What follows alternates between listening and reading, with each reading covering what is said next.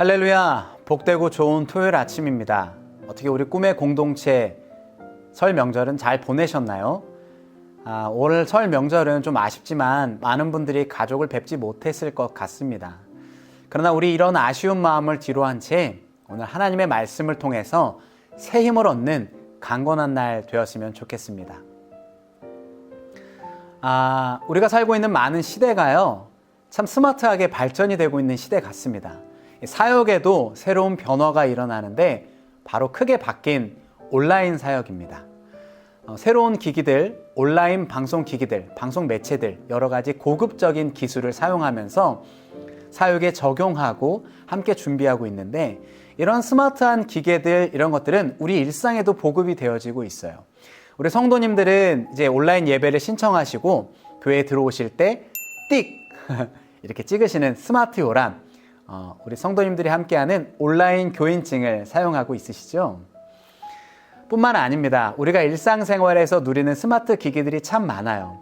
스마트폰, 스마트 태블릿, 스마트 스피커, 스마트 TV, 스마트 워치까지 다양한 스마트 기기들을 우리가 사용하게 됩니다.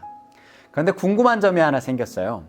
우리가 이런 스마트 기기를 사용한다고 해서 우리의 인생이 스마트해지는 건 아닌 것 같습니다. 그런데 많은 분들은 우리 인생이 스마트해지고 복되고 평안한 인생이 되기를 원합니다. 그렇다면 우리가 어떻게 할 때 복되고 스마트하고 깔끔한 인생을 살 수 있을까요? 오늘 말씀을 통해서 함께 나눠볼 수 있게 되는데요. 말씀을 통해서 그 비결을 한번 찾아보도록 하겠습니다. 오늘 함께 나눌 첫 번째 말씀은 이것입니다. 우리의 마음을 스마트하게 가꾸라는 것이죠. 예수님께서는 오늘 비유법을 사용하시면서 사람들에게 말씀을 나타내고 있습니다. 주님께서 비유법을 사용하셨을 때는요, 사건에 대해서 명확하고 분명하고 이해하기 쉽도록 도울 때 비유법을 사용하셨습니다. 특별히 오늘 씨 뿌리는 비유가 등장하게 됩니다. 거기에 땅에 대한 소개들이 나오게 되는데요. 돌밭, 길가, 가시떨기, 그리고 좋은 땅에 대해서 소개하고 있습니다. 우리가 잘 알고 있듯이 땅에 대한 것은 우리의 마음의 밭에 대한 이야기입니다. 씨에 대한 이야기는 하나님의 말씀에 대한 이야기죠. 그러니 오늘 본문에 소개되는 장면은 하나님의 말씀이 우리 마음밭에 심겨지게 될 때를 소개하고 있습니다.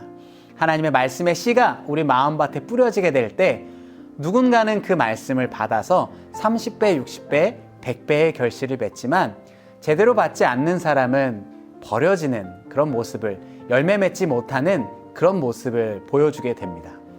예수님께서 이 말씀을 소개하는, 이 비유로 소개하는 이 당시에 농경 방법이 있었습니다.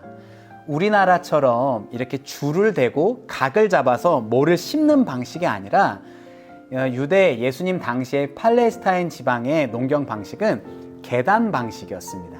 사진에서 보여지는 것과 같이요, 계단 형식으로 이루어진 농경 방식에서 씨를 뿌리는 방식이었습니다.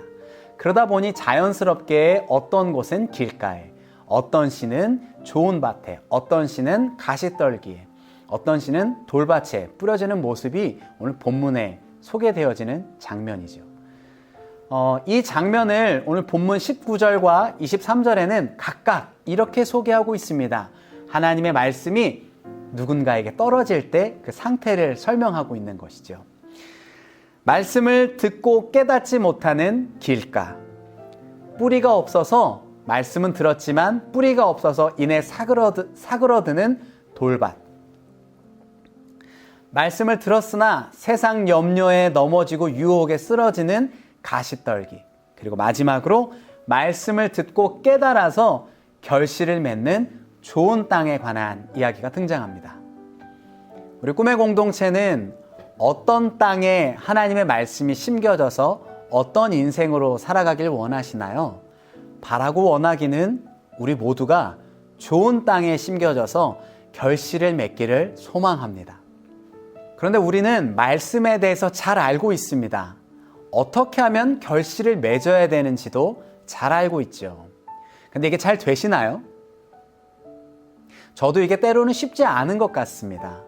그리고 제 마음을 살펴보았습니다. 하나님의 말씀을 알고 있고 결실을 맺는 방법도 알고 있는데 왜 결실이 잘 맺어지지 않을까?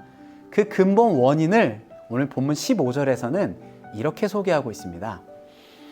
이 백성들의 마음이 완악하여져서 그 귀는 듣기에 둔하고 눈은 감았으니 이는 눈으로 보고 귀로 듣고 마음으로 깨달아 돌이켜 내게 고침을 받을까 두려워함이었더라. 이게 무슨 말씀인가요? 하나님의 말씀에 대해서 듣고 보기도 봅니다. 그러나 눈이 어두워지고 귀가 어두워져서 말씀을 듣기를 원하지 않았다라는 거예요. 심지어 어떤 이는 이 말씀을 듣고 하나님의 말씀대로 따라서 살아가게 될까봐 두려워했다라고 기록합니다. 오늘날로 바꿔 말하면 이런 거예요. 다 알고 있어요. 그런데 내가 은혜 받으면 갑자기 변해서 하나님께 순종할까봐, 은혜 받은 자로 살아갈까봐 부담스럽고 두려웠다는 겁니다. 괜히 은혜 받으면 헌신할까봐, 괜히 하나님의 말씀 듣고 충만해지면 내 삶이 하나님께 매여 있을까봐 두려워했다라는 거예요. 여러분 혹시 이런 마음이신가요? 우리가 잊지 말고 기억해야 되는 것이 있습니다. 어떠한 상황에도 하나님의 말씀을 우리 마음밭에 새기고 심어서 건강한 결실을 맺을 수 있도록 우리 마음을 현명하게 가꾸어가고 스마트하게 가꿔가야 된다는 것입니다. 선한 마음을 품을 때, 좋은 마음을 품을 때 우리가 30배, 60배, 100배의 결실을 맺는 삶을 살아가게 될 것입니다. 혹 우리 공동체 가운데 길가, 돌밭 혹은 가시덤불에 말씀이 떨어진 분이 있으시다면 이제 그 말씀을 주워 담아 좋은 땅, 하나님이 말씀하시는 좋은 마음밭에 말씀을 심어서 30배, 60배, 100배의 결실을 맺어가는 저와 우리 꿈의 교회 모든 성도가 되었으면 좋겠습니다. 이번 한 주간 하나님의 말씀을 바르게 심고 하나님이 주신 축복과 은혜의 삶을 누리는 우리 모든 공동체가 되기를 소망하며 말씀을 품고 함께 기도하겠습니다. 살아계신 아버지 하나님, 우리가 좋은 땅에 하나님의 말씀이 심겨지기를 원합니다. 하나님이 말씀하시는 그 땅 가운데 하나님의 말씀을 심어 우리가 아름다운 결실, 하나님께서 말씀하시는 축복된 결실, 30배, 60배, 100배의 결실을 맺는 귀하고 복된 우리 인생 되게 하여 주시옵소서. 하나님께서 우리 모든 인생을 그렇게 현명하게 가꾸고 스마트하게 가꾸어 가실 것을 믿으며 살아서 역사하시는 거룩하신 예수님의 이름으로 기도하였습니다. 아멘.